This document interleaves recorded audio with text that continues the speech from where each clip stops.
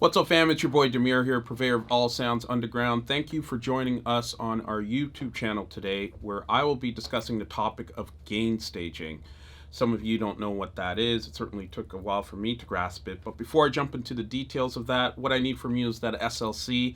Hit subscribe, like, and comment, and more importantly, hit the notifications bell to stay in touch with the new videos that we have up and coming. All right, so gain staging.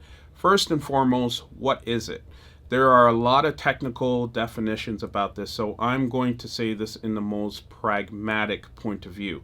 Gain staging to me is simply the method of securing your target or desired headroom for your overall mix.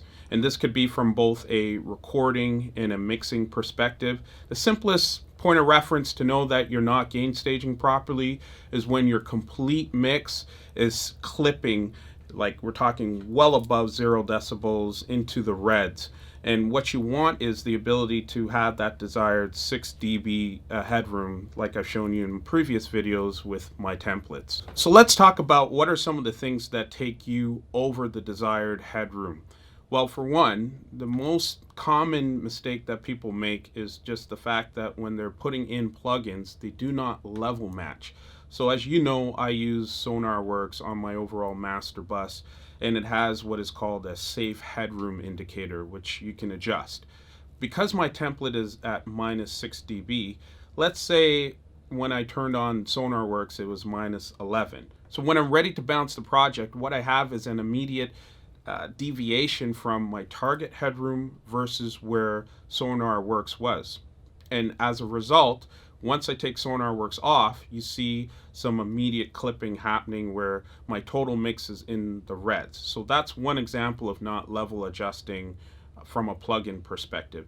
The other piece is just a result of all of the tracks in your mix summing up and overloading the signal.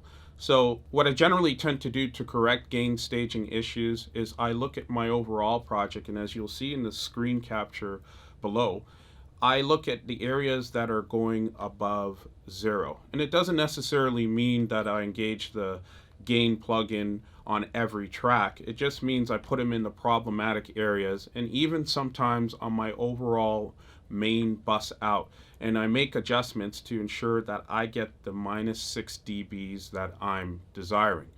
A lot of people miss this piece and simply just pull down levels, and unfortunately, by taking that approach, you start to take away potentially from the overall punch of the mix, and it's not something you want to do.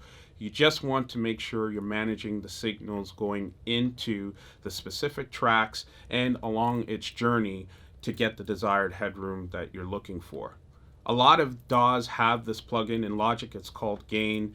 I forget what it's called in Ableton, but it's simply just a manipulation of the overall volume, and it's important that you have it at the top part of your audio unit plugins, because if you put it in afterwards, that means you're not necessarily having control of the signal path overall. And there you have it. Those are my thoughts on gain staging. Let me know your thoughts on this. I would love to hear them. Please comment. I usually engage in a conversation within 24 hours of posting each of these videos. And more importantly, before you go away, be sure to hit subscribe and like and comment, as well as staying in touch with us by hitting the notifications bell. Much love and respect. Peace.